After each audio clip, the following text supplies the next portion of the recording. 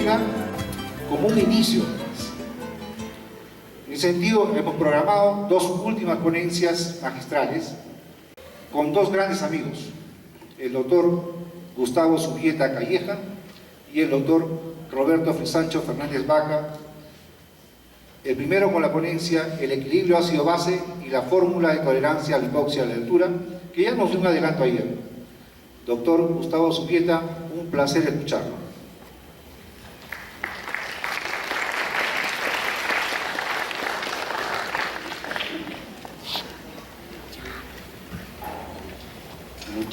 Muchísimas gracias, doctor Fernández. Y quiero decirle al doctor Álvarez, antes de que se vaya, que las palabras que él ha vertido y que está vertiendo el doctor Fernández y el equipo que ha organizado esto, realmente están demostrando una nueva mentalidad.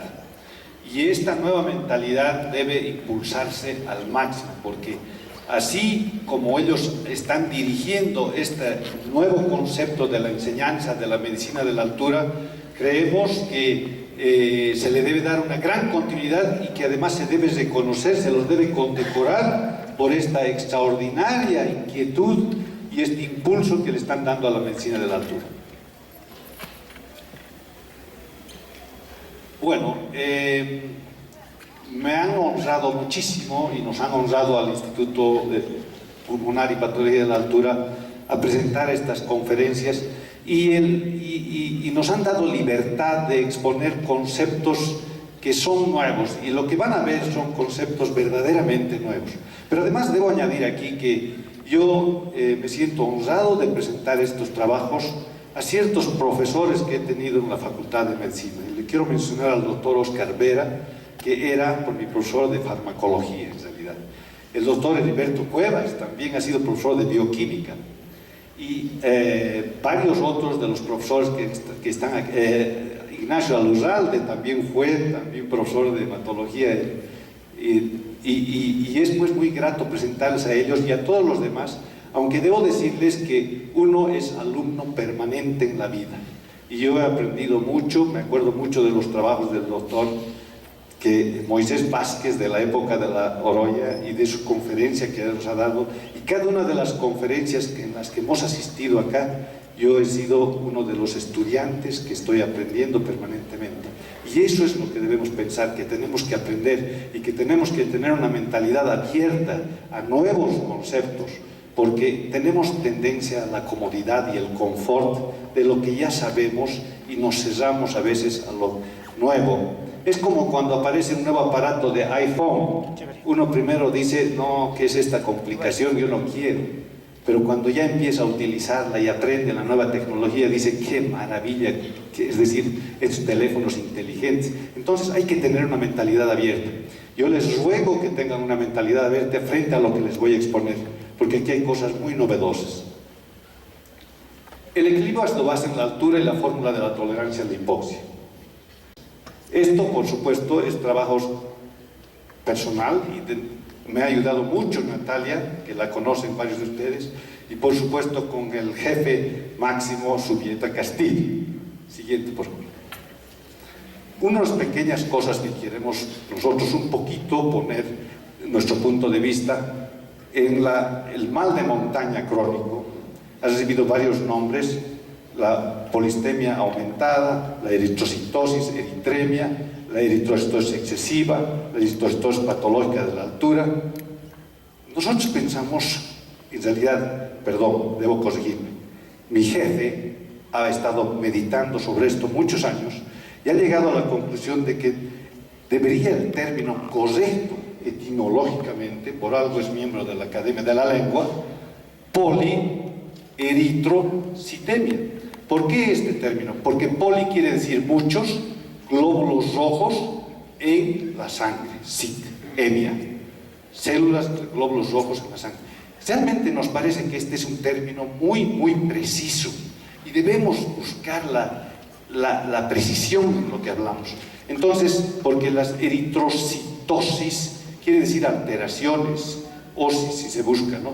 Y frecuentemente incluyen otro tipo de complicaciones. La siguiente. Me traje acá ahora este slide del síndrome de triple hipoxia porque me lo han pedido varios de los asistentes y esto lo voy a hacer bien breve.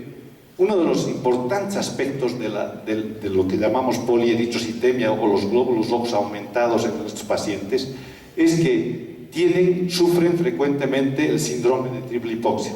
Debo decir, esto también es creación del jefe que ustedes conocen. Cuando alguien viene a vivir a la ciudad de La Paz o Puno, su PaO2 está alrededor de 60. Eso ya es normal y llamamos hipoxia crónica. Quiere decir que están viviendo con un oxígeno más bajo que el del nivel del mar, que es alrededor de 60. Esa es la primera hipoxia en el cuerpo. Toditos ustedes están en este momento con esa primera hipoxia. La segunda es la hipoxia en el mal de montaña crónico o como llamamos polieritrocitemia, estable. ¿Por qué hablamos de estable? Porque la vida tiene sus ups and downs, sus subidas y bajadas, y nos vienen resfríos. ¿Y quién de ustedes me puede decir que nunca ha sufrido un dolor de cabeza por un resfrío? O malestares, o resfríos, o toses, o gripes. Todos pasamos por esas etapas durante nuestra vida. Pues las personas que tienen polieritrocitemia también pasan por esos fenómenos, pero ellos tienen un fondo en nuestra experiencia basada en nuestros estudios pulmonares, que están en un segundo nivel con una tensión arterial más baja de entre 40 y 50, aquí vemos, pero puede ser un poco variable eso, y eso es la segunda hipoxia de los que están estables. Quiere decir que por sus deficiencias pulmonares, que muy frecuentemente solo se toma como un parámetro la espirometría, y no es así. Lo que se tiene que hacer es test de Chance, test de ventilación no uniforme, de difusión, incluso pruebas de ejercicio para determinar si hay alteraciones. Entonces, están los que conocemos como poliglobúlicos, pero que deberíamos conocerlos como polieritrocitémicos, están en una segunda hipoxia. Miren, ellos llevan dos hipoxias ya. No solo la del ambiente, sino la del proceso que los lleva a un nivel de oxígeno más bajo. Pero ellos también se resfrían, también sufren dolores de cabeza, también tienen fatigas, y todo eso periódicamente, como nosotros. ¿Y qué pasa? Sus niveles de oxígeno se bajan, y a veces se bajan a niveles realmente increíbles, alrededor de 26 milímetros. Nosotros hemos visto, y les digo que cuando yo vi estos pacientes que vienen todos tranquilos a la consulta, moraditos, por supuesto, cianóticos, pero dicen, creo que estoy un poco mal, le tomamos un gas en sangre y encontramos la tensión arterial de oxígeno en 26, y dijimos, no, esto está mal, hay que recalibrar el equipo. Y a lo largo de los años hemos visto esto varias veces. Y entonces, ¿qué pasa? Esa es la tercera hipoxia. Y esa hipoxia se llama hipoxia superpuesta por una enfermedad respiratoria. Imagínense un pequeño edema, un aumento de la presión de la pulmonar por un proceso gripal, viral, su oxígeno se va. Entonces, ¿qué pasa? Uno agarra y les da oxígeno 24 horas, y con solo darles 24 horas de oxígeno, internarlos, hacerlos respirar, pero, por supuesto, siempre hay que cubrir el foco infeccioso que se encuentre, otros trastornos como hipertensión, otros trastornos como edemas, que se les va complicando, en fin, uno trata eso y recuperan y vuelven al segundo estadio, que es el de la hipoxia estable. Y ahí tienen una vida bastante aceptable en la altura, siempre que se controle su proceso. Una de las pruebas, el doctor Cruz mencionaba algo respecto a lo que hacemos en el IPA. Nosotros hemos creado nuestros propios equipos porque jamás hemos recibido $1 de grant. En Bolivia no existen grants. Entonces, nosotros hemos tenido siempre que construir nuestros propios equipos. Uno de ellos es que está aquí con un colega del Canadá, una prueba de función respiratoria, la siguiente, donde vemos estos resultados. Miren ustedes, aquí está un pulso oxímetro que nos está mostrando con esta escala los niveles de saturación del oxígeno. Aquí vemos el anhídrido carbónico en verde, el anhídrido carbónico que es el end-tidal CO2, y vean ustedes es alrededor de 30, lo normal. Aquí tenemos un neumotacómetro que estamos viendo la respiración, y abajo tenemos el pulso. La siguiente pantalla, esto es 2 minutos más o menos, y ahí vemos cuando le pedimos que haga una apnea voluntaria. Y miren ustedes, aquí hace la inspiración al máximo y la saturación presenta una curva que le hemos llamado típica en M, donde la saturación empieza a bajar. Aquí ya no está respirando, no hay anhídrido carbónico saliendo porque no hay respiración. Y vean ustedes que primero, cuando hacen la inspiración, después de unos minutos, se llega a un pico máximo donde la saturación llega a 98%, igual que a nivel del mar, con una sola inspiración. Eso se debe a que al inspirar profundamente, la relación del alveolo dead space desaparece, se disminuye el espacio muerto y entonces sube la saturación y posteriormente, como está aguantando, va bajando. Quería decirles, no traje otra radiografía, en los pacientes que tienen polieritrocitemia, hemos visto que tenían una tolerancia, se pasaba de la pantalla, aguantaban tranquilos frecuentemente hasta 3-4 minutos, gracias a los glóbulos rojos, maravillosos glóbulos rojos. Esto estamos haciendo una test de Shunt que hacemos en los casos, estos con los grupos de buceo de altura de la naval, con quienes trabajamos frecuentemente y monitorizamos estos problemas. Es la cámara de la altura donde hacemos tratamientos para problemas de altura. Hicimos una prueba con una estudiante de Oxford que vino a entrenarse con nosotros y vean ustedes en esta prueba una cosa muy importante, esa prueba de breath holding, ¿no? De aguantar la respiración. ¿Cuánto tiempo, decíamos, puede ella, quizás al llegar a La Paz no va a poder porque le va a faltar aire, pero ella lograba mantener su respiración y posteriormente durante 16 días no hubo gran alteración. Pero lo más importante para observar aquí es la línea amarilla. Ese es el end-tidal CO2, el anhídrido carbónico. Apenas llegó a La Paz, su anhídrido carbónico, que era a nivel del mar de 40, bajó a 30, inmediatamente. Y cada día sucesivo se mantuvo en 30, como ven ustedes, porque ese es nuestro CO2. Y aquí viene lo novedoso. Bueno, aquí quería mostrar el edema agudo pulmón de altura y vean ustedes cómo con el tratamiento conservador en 1 o 2 días puede limpiarse así, dependiendo de la edad del paciente. Ahora, nosotros jamás evacuamos a alguien de La Paz que tenga un edema pulmonar de altura, lo tratamos muy bien. Y nadie debe morir de edema pulmonar de altura o edema cerebral si se actúa rápidamente. Una interesante cosa, la lengua, que la hemos descrito hace muchísimos años, en estos pacientes presenta estas interesantes lesiones que tienen una presentación asimétrica y que hay cierta relación con lo que el pulmón, hay cierta simetría de los edemas. Entonces, que miren, esto les recomendamos que cuando tenga una sospecha de edema pulmonar, miren la lengua. Bueno, los mecanismos de oxigenación, la bomba neumodinámica y la bomba hemodinámica, que les hemos llamado, son 2 bombas, una respiratoria y una cardíaca. Y miren la similitud entre las dos, frecuencia respiratoria, frecuencia cardíaca, por un lado. Ven, volumen corriente, volumen sistólico. El aire, un volumen, la sangre, un bombeo de volumen. La ventilación por minuto, el débito cardíaco. Estas 2 bombas son las que primero funcionan cuando alguien asciende a la altura. Y miren, al medio lo hemos puesto a la hemoglobina. La hemoglobina es la que los va a liberar a estos 2 órganos y sistemas de trabajar en exceso, aumentando sus niveles para que haya una menor gasto energético. El peso de la atmósfera, vale la pena recordarlo, de 760 milímetros a nivel del mar, 495 en La Paz, 1/3 menos de presión, igual que aquí casi en Puno. Siguiente. La atmósfera y la presión. Vean ustedes, esta es la pirámide de Chacaltaya, donde hemos hecho varias observaciones. Ahí está trabajando el jefe dentro de la pirámide con unos equipos que llevamos para estudiar pruebas de ejercicio. Siguiente. También tenemos el caso que les había hablado de polieritrocitemia extrema, cuyos niveles de oxígeno eran tan bajos como a nivel de la cima del Everest. Ahora vean ustedes, cuando alguien sube a la altura, ¿qué pasa? Baja la presión inspirada de oxígeno, aumenta la ventilación, el anhídrido carbónico baja, el pH sube y se presenta una ascarosis respiratoria aguda. Y empieza, por supuesto, la excreción renal de bicarbonato. Y entonces en la ciudad de La Paz, por ejemplo, y han visto cómo esa estudiante de Oxford apenas llega, su anhídrido carbónico 30, ahí está de 30, que era 40 a nivel del mar. Y esto se llama alcalosis respiratoria totalmente compensada o hipocapnia crónica. Y por supuesto las presiones parciales a nivel del mar 150 la inspirada, alveolar, la arterial 98 y el exceso de base 0.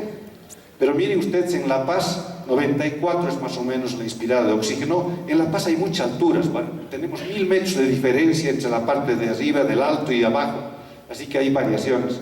Luego el alveolar 62, el arterial 60 y el exceso de déficit de bases menos 5. Entonces aquí, hace muchos años, y quiero decirles, yo hacía gas en sangre para el Instituto del Tórax, me pedían a veces porque seguramente su laboratorio algo había pasado, en fin.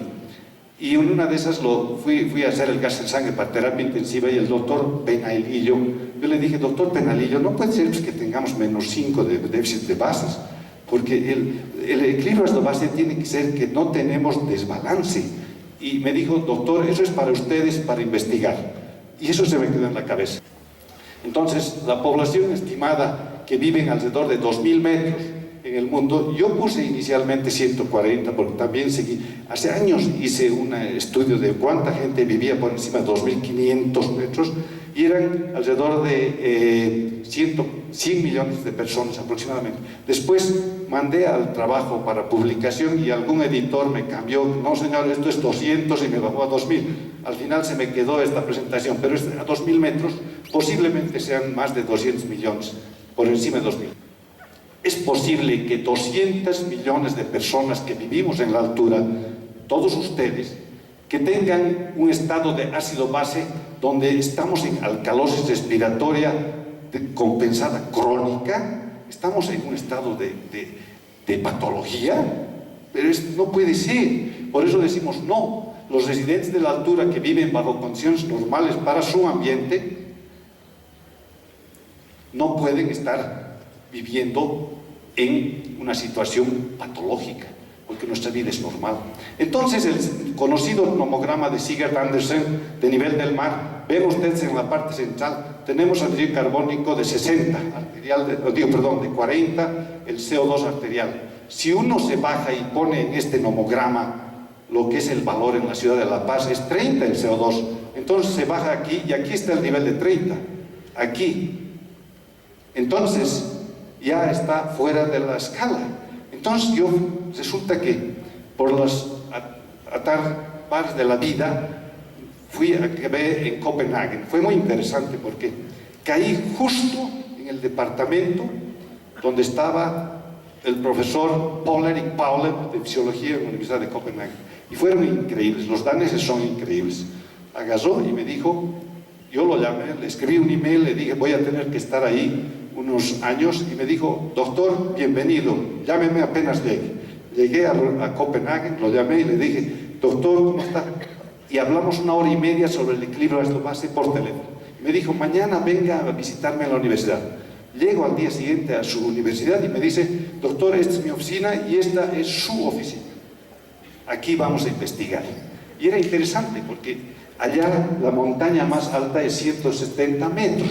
Entonces todo el mundo me decía, pero ¿qué haces vos aquí investigando si eres dedicado a la altura? Entonces, él estaba escribiendo, Paul Erik Paule había escrito un trabajo para recordar la labor de Ole Sigurd-Andersen, porque ha habido todo un combate con la cultura americana, el diagrama de Davenport, que modificó, basado en lo que hizo Ole Sigurd-Andersen, modificó la gráfica, cambió ordenada con abscisa y todo eso, buscando una cosa original, y después se impuso en ciertas partes del mundo ese tipo de interpretación. Pero Paul Erik quería recalcar que había sido Ole Sigurd-Andersen el que había establecido las bases fundamentales del equilibrio ácido-base, y había hecho un trabajo de unas 6 páginas. Y ahí llegué yo y le dije, mira, tengo este problema del equilibrio ácido-base, y empezamos a pensar. Yo desarrollé la segunda parte que les voy a mostrar. Entonces, se utiliza para ese nomograma de Sigurd-Andersen el Van Slyke Equation, la ecuación de Van Slyke, que es esta, el déficit de bases con esta fórmula. Entonces, vean ustedes que se ha caído el base excess, porque resulta que Ole Sigurd-Andersen decidió que el término déficit de bases y exceso de bases traía tanta confusión que había que buscar el más el método más preciso y creó el Titratable Hydrogen Ion Differences, que corresponde a un base excess negativo. Esto es por una titulación de las características que ustedes ven. Así se determina, es decir, se puede preciso en cualquier persona que está normal ahorita aquí determinar. Pero miren ustedes, este es Ole Sigurd Andersen y este es mi gran amigo el profesor Paul Erik Paule. Y créanme que fue una estadía maravillosa. Vean ustedes cómo en la pizarra íbamos creando conceptos sobre los hidrogeniones y es muy interesante. Ole, entre paréntesis, Ole Sigurd Andersen es un tipo muy, muy simple. Anda en su bicicleta, no le gustaba sacar fotografías. Y resulta que yo no sabía eso. Cuando vino a charlar con nosotros, yo me senté y dije, no, es Ole Sigurd Andersen. Puse en el escritorio la cámara, me paré, saqué la foto y esta es la foto. Y resulta con que han pasado varios años y que me han escrito de la Universidad de Cambridge un doctor y me dice, ¿puedo utilizar esa foto? Porque no tenemos una sola de Ole Sigurd Andersen. Imagínense la alegría. Entonces, ¿qué pasa? En este trabajo que se llama Essentials in the Diagnosis of Acid-Base Disorders and Their High Altitude Application, modificamos la fórmula de Van Slyke para la altura, porque nosotros somos normales, vivimos en un ambiente, no podemos ser clasificados de enfermos con descompensación crónica del equilibrio ácido-base. Entonces, ¿qué hemos hecho? Hemos estudiado profundamente la fórmula de Van Slyke y hemos visto que había ciertos buffers que teníamos que incluir, y uno de esos era la hemoglobina y otro era el bicarbonato de la altura. Y entonces es bien extenso el trabajo, pero los aplicamos aquí de acuerdo a cada altura. Fíjense ustedes que está aquí la altura en kilómetros y con eso hemos podido sacar ecuaciones para cada altura. Y aquí ven ustedes el nomograma de Sigurd Andersen, que tuve que modificarlo, que en vez de poner la línea en 40 la he bajado a 30, porque esta es una altura de 2.000 a 3.000 metros de altura. La siguiente gráfica es para utilizar de 3.000 a 4.000 metros de altura. Y ahora vean ustedes que cuando esto en La Paz sería la segunda gráfica, y también aquí en Puno, aquí cuando veo un paciente y veo su gas en sangre, veo cuál es, ya no es base excess, se llama THID. Veo y es cero, es normal. Entonces este señor, y todos ustedes que están ahorita sanos aquí, van a tener un parámetro normal para esta altura. Y miren ustedes, para más altura, de 4.000 a 5.000 metros, sigue bajando, porque el anhídrido carbónico normal en esas alturas es alrededor de 26.5. Entonces, y fíjense que en la cima del monte Everest, ahí esa línea roja, en la cima del monte Everest estamos hablando de 13, el CO2 es 13.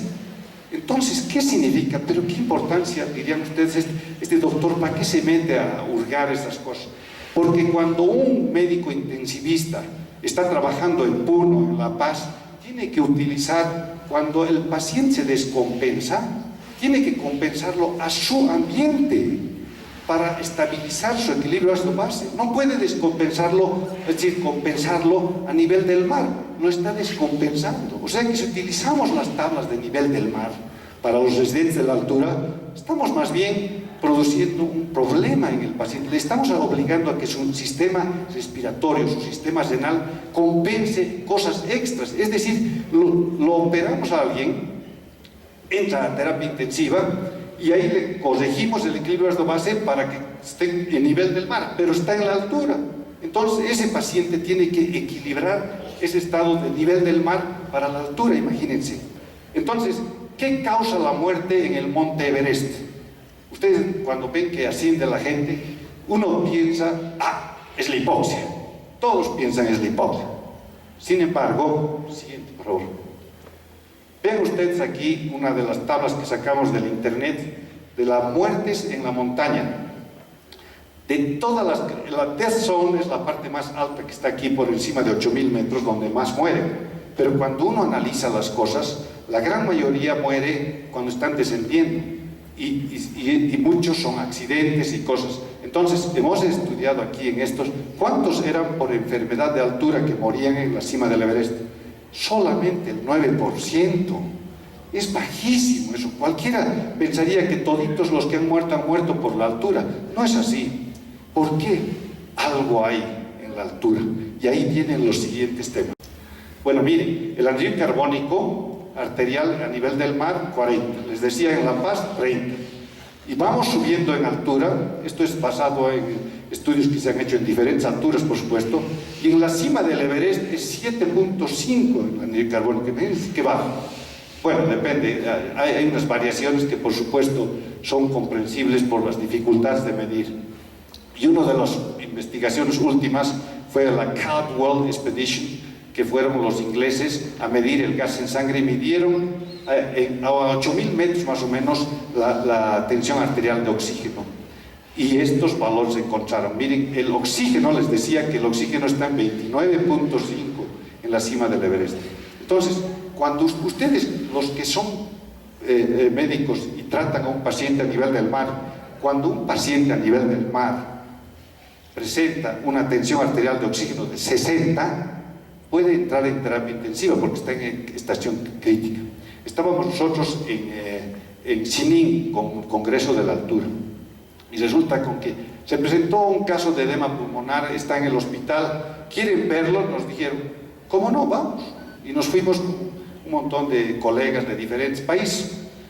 Y estaba en la cama allí un extranjero que estaba con oxígeno y dijeron, ha tenido niveles muy bajos de oxígeno. Ya, pero nosotros, mi padre y yo, dijimos, bueno, a ver, bájenle el oxígeno, ciérrenle el oxígeno y veremos cuánto baja, ¿no? Porque esto vemos así en La Paz rutinariamente.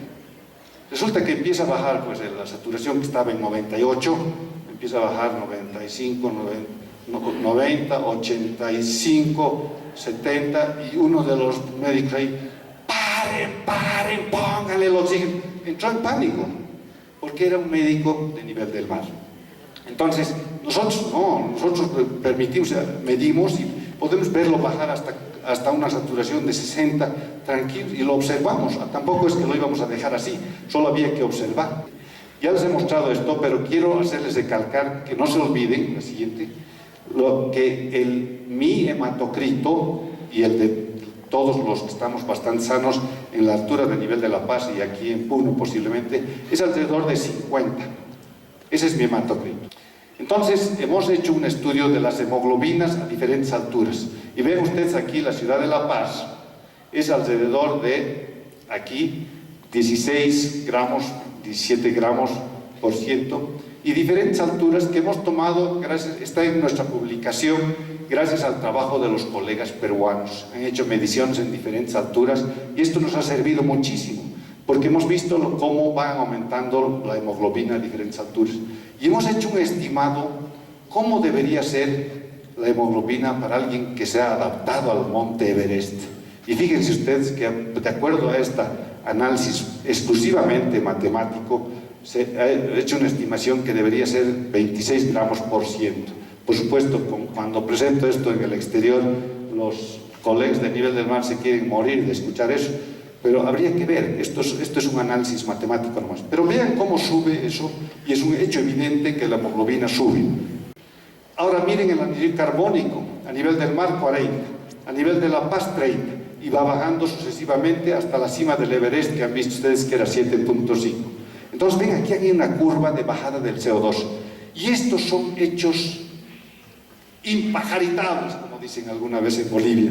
No hay vuelta que darle, el anhídrido carbónico tiene que bajar, no puede haber alguien, a no ser que haya patologías.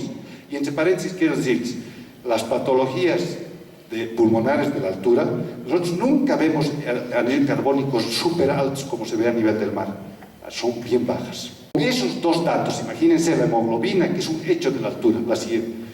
Hemos desarrollado una fórmula de tolerancia de hipoxia, que está basada en la hemoglobina y el anhídrido carbónico. Y esto ha sido, nos hemos roto la cabeza pensando cómo podíamos hacerlo. Ahora, la explicación matemática de por qué esta constante es la siguiente. Resulta que si nosotros equiparamos el valor poniéndole 13.3 gramos de hemoglobina y un anhídrido carbónico de 40 a nivel del mar y lo equiparamos al 1, decimos que a nivel del mar existe tolerancia a la hipoxia de 1. ¿Estamos de acuerdo? Todos. es 1. Y entonces vemos que en La Paz, por ejemplo, ponemos los parámetros normales y ahí tenemos una tolerancia a la hipoxia de 1.7. Y en la cima del Everest, alrededor de 4.86, dependiendo de las variaciones estamos dando una tolerancia de la hemoglobina. ¿Qué quiere decir esto? Algo admirable. Y les digo una cosa, esto es extraordinario. La capacidad de tolerancia a la hipoxia crece cuando uno sube a la altura. Es una paradoja. ¿Cómo es posible? Cualquiera diría, la hipoxia es peor más arriba. Es pues peor, pero nuestro organismo tolera más. Y los parámetros de tolerancia, de acuerdo a esta fórmula, son el anhídrido carbónico y la hemoglobina. Ahora, fíjense que en la fórmula, como les voy a mostrar en un momento también, que hay una relación. La siguiente, por favor. Entonces, las conclusiones. Nuestras nuevas ecuaciones de la fórmula de Van Slyke operan con valores normales del anhídrido carbónico a la altura actual, o sea, donde uno se encuentra. Un cálculo de lo que se llama el titratable hydrogen ion, que debería ser lo que se llamaba antes el base excess y déficit de bases, tiene que ser 0. Si la persona está estable en el equilibrio ácido-base, a cualquier altura tiene que ser 0, porque ahí está estable. Y eso nos da bienestar, porque nuestras células están trabajando a un pH óptimo, que es lo esencial para el funcionamiento de las células. Ahora, se han desarrollado tres gráficos que ustedes han visto para diferentes alturas. Estos van a ayudar en las unidades de terapia intensiva y mejorar significativamente la recuperación de los pacientes críticos en los hospitales de la altura en el mundo. Fíjense que eso puede mejorar notablemente la recuperación de los casos de terapias cardíacas, de cirugía cardíaca en la altura, cirugía pulmonar, si se ayuda al organismo a mantenerse dentro de la altura y no tratar de compensarlo a un equilibrio a base del nivel de mar. Siguiente, por favor. El análisis de la sangre del Monte Everest o de cualquier altura tiene que ser considerado con el nivel de anhídrido carbónico para esas alturas específicas. Esto da lugar a una nueva interpretación del equilibrio ácido-base en la altura. Nunca se debe usar una fórmula del nivel del mar, ya sea la de Van Slyke o cualquier otra fórmula, para el equilibrio ácido-base en la altura sin la modificación que les estamos sugiriendo.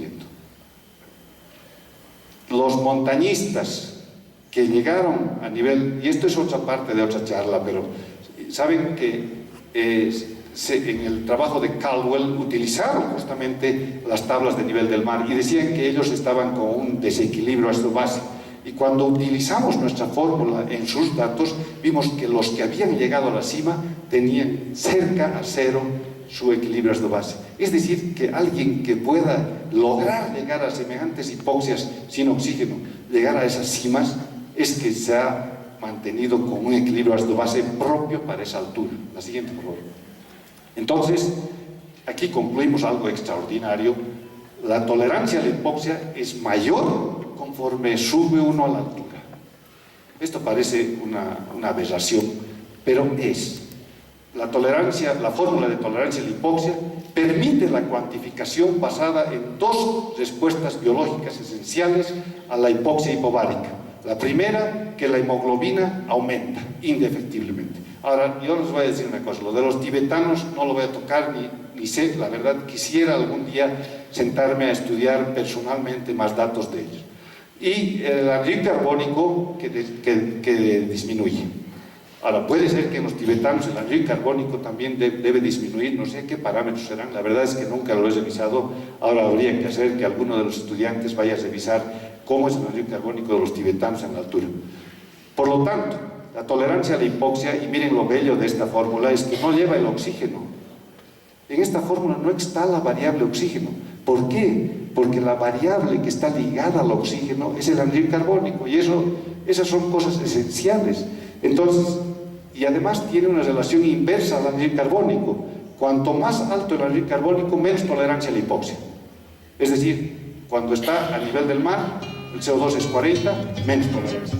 Más bajo el anhídrido carbónico, mucho más tolerancia. Más hemoglobina, mejor tolerancia. Así que, queridos amigos, espero que lo hayan disfrutado. Doctor Fernández. profundamente honrado por